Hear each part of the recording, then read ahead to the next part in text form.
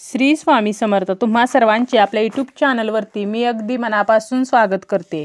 तुमच्या मनातील सर्व चांगल्या इच्छा स्वामी महाराज पूर्ण करोत ही स्वामींच्या चरणी प्रार्थना करते आणि आजच्या व्हिडिओला सुरुवात करते। 8 मार्चला आहे महाशिवरात्री आणि महाशिवरात्री जी आहे तर ही अतिशय महत्त्वाची मानली जाते। गरुड पुराण, पद्मपुराण, अग्निपुराणामध्ये सुद्धा महाशिवरात्रीचे विशेष असे महत्त्व सांगितलेले आहे।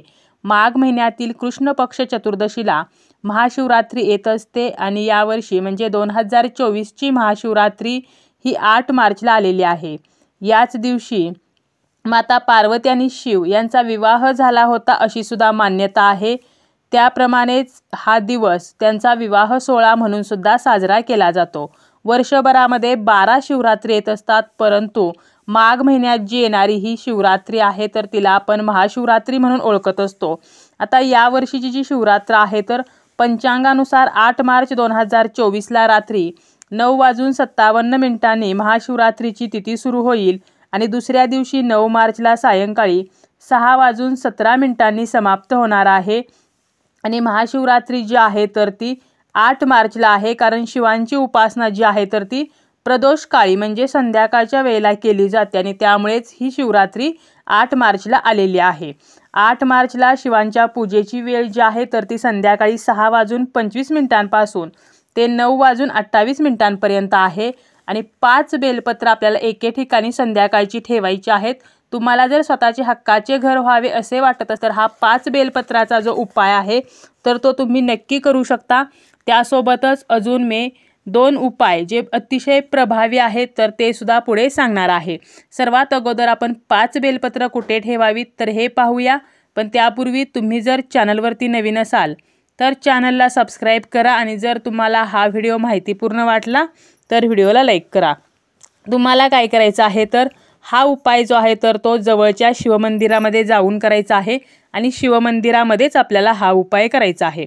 त्यासाठी तुम्हाला 5 चांगली बेलाची पाने घ्यायची आहेत। ही पाने किडलेली, तुटलेली, छिद्र पडलेली नसावीत। तसेच तुम्हाला पिवळे चंदन सुद्धा न्यायचे आहे। आता बेलपत्राच्या बाबतीत आपल्याला कोणती काळजी घ्यायची असते तर कधीही बेलपत्र जे आहे तर ते 3 पानं एकत्र, तर असं त्रिदली असतं, तुटलेलं बेलपत्र कधीही शिवलिंगावरती अर्पण करू नये।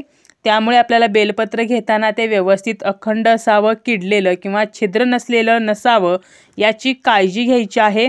आणि आपण पिवळे चंदन सुद्धा सोबत न्यायचं आहे। ही बेलपत्रे आपल्याला स्वच्छ धुवून घ्यायची आहेत। तुमच्याकडे गंगाजल असेल तर त्याने धुवून घ्या आणि यानंतर या बेलपत्रावरती आपल्याला पिवळ्या चंदनाने ओम नमः शिवाय लिहायचं आहे।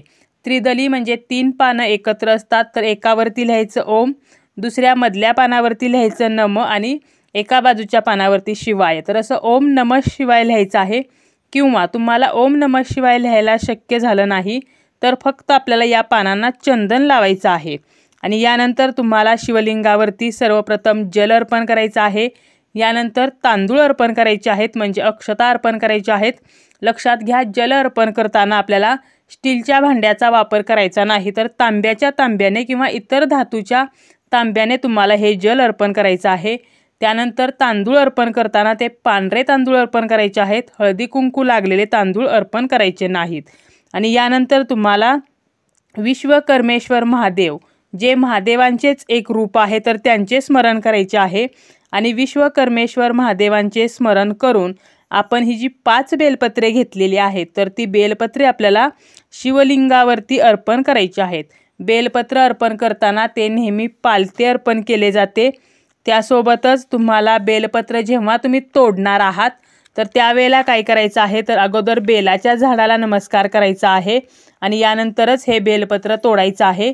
किंवा तुम्ही जरी विकत बेलपत्र आणलं तरी सुद्धा ते व्यवस्थित बघून आणायचे आहे, कारण बेलपत्र जे आहे तर ते महादेवांना शांत ठेवण्याचे काम करत असते। तसेच चतुर्थी, अष्टमी, नवमी, चतुर्दशी तर या तिथींना बेलपत्र तोडू नये आणि सोमवारी सुद्धा ते तोडू नये। हे सुद्धा नियम आपण नेहमीच बेलपत्र जेव्हा तोडत असतो तर तेव्हा पाळायचे असतात आणि हे कधीही तोडताना ओम नमः शिवाय म्हणत तोडायचे आहे। तर तुम्ही जर बेलाच्या झाडापासून जर हे बेलपत्र मिळवणार असाल तर या गोष्टींची काळजी घ्या की त्या बेलाच्या झाडाला सर्वप्रथम नमस्कार करा, त्यानंतरच हे बेलपत्र जे आहे तर ते तुम्हाला तोडायचं आहे। तर अशा प्रकारे आपल्याला विश्वकर्मेश्वर महादेव तर यांचं स्मरण करायचं, त्यांना प्रार्थना करायची आहे की हे विश्वकर्मेश्वर महादेव, मी तुम्हाला शरण आले आहे, माझे घराचे स्वप्न पूर्ण करा. बघा, हे विश्वकर्मेश्वर महादेव, मी तुम्हाला शरण आले आहे, माझे घराचे स्वप्न पूर्ण करा. तर अशी प्रार्थना करून ही 5 बेलपत्रे जी आहेत तर ते आपल्याला शिवलिंगावरती पालती अर्पण करायची आहेत. अतिशय साधा सोपा उपाय आहे. स्वतःचे हक्काचे घर होण्यासाठी महाशिवरात्रीच्या दिवशी संध्याकाळी प्रदोष काळी आपल्याला हा जो उपाय आहे तर तो करायचा आहे. त्यासोबतच तुम्हाला जर एखादा आर्थिक व्यवहार करायचा असेल किंवा काही खरेदी विक्री करायची असेल तर तुम्ही काळे तीळ जे आहेत तर ते शिवलिंगावरती अर्पण करू शकता. दुसरा उपाय आहे तो म्हणजे तुमच्या जीवनात सतत अडचणी दुःखे येत असतील तर तुम्हाला एक दिवा घ्यायचा आहे, त्यामध्ये गाईचे शुद्ध तूप घालायचे आहे आणि एक अखंड तांदूळ घ्यायचा आहे, एक तांब्याभर पाणी घ्यायचं आहे आणि तुम्हाला बेलाच्या झाडाखाली जायचं आहे. तेथे गेल्यानंतर उत्तर दिशेला तोंड करून आपल्याला बेलाच्या झाडाला जल अर्पण करायचं आहे आणि त्यानंतर हा दिवा प्रज्वलित करायचा आहे. दिव्याखाली आपल्याला फुलांच्या पाकळ्या थोड्याशा ठेवायच्या, त्यावरती हा दिवा ठेवायचा आणि आपण जो एक तांदूळ घेतलेला आहे तर हा या दिव्यामध्ये टाकायचा आहे आणि तुमची जी समस्या आहे तर ती सांगायची आहे आणि ही समस्या दूर व्हावी म्हणून शिवांना प्रार्थना करायची आहे आणि 108 वेळेला ओम नमः शिवाय तर हा मंत्र बेलाच्या झाडाखाली बसून म्हणायचा आहे.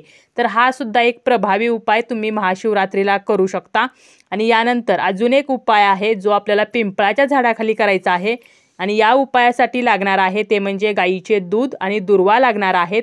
तुम्हाला पिंपळाच्या झाडाखाली हा उपाय जो आहे तर तो करायचा आहे. एका भांड्यामध्ये गाईचे दूध घ्यायचं आहे. हे दूध कच्चे असावे, तापवलेले नसावे आणि आपल्याला हे दूध तांब्याच्या भांड्यामध्ये घ्यायचे नाही, तर ही काळजी घ्यायची आहे. इतर कोणत्याही मातीच्या, पितळेच्या, स्टीलच्या, चांदीच्या भांड्यात तुम्ही हे दूध घेऊ शकता आणि पिंपळ वृक्षाजवळ जायचं आहे आणि यानंतर ह्या दुर्वा ज्या आपण घेतलेल्या आहेत त्या आणि दूध हे पिंपळ वृक्षाला अर्पण करायचं आहे. दुर्वा तुम्ही 5, 7, 11, 21 या संख्येत घेऊ शकता. त्यानंतर पिंपळेश्वराचे स्मरण करायचं आहे आणि श्री शिवाय नमोस्तुभ्यम, श्री शिवाय नमोस्तुभ्यम हा मंत्र 108 वेळेला म्हणायचा आहे. तुमच्या पितरांचे स्मरण करायचे आहे आणि तुम्हाला पिंपळ वृक्षाला नमस्कार करायचा आहे. तर तुमचा जर व्यवसाय असेल, धंदा असेल तर यामध्ये प्रगती होती, मुलांची प्रगती होते. तसेच आपली जर कामे काही रखडलेली असतील, बऱ्याच दिवसापासून काही कामे अडकून पडलेली असतील तरीसुद्धा तुम्ही हा जो दूध आणि दुर्वाचा उपाय आहे तर तो पिंपळ वृक्षाखाली करू शकता. आणि हे जे उपाय आहेत तर ते महाशिवरात्रीला केल्यामुळे याचे फळ जे आहे तर ते आपल्याला अधिक पटीने जास्त मिळत असते. अतिशय प्रभावी असे हे उपाय आहेत. तर तुम्ही नक्कीच महाशिवरात्रीच्या दिवशी या व्हिडिओमध्ये सांगितलेले जे उपाय आहेत तर ते करू शकता आणि 5 बेलपत्राचा उपाय स्वतःचे हक्काचे घर होण्यासाठी सुद्धा नक्की करू शकता.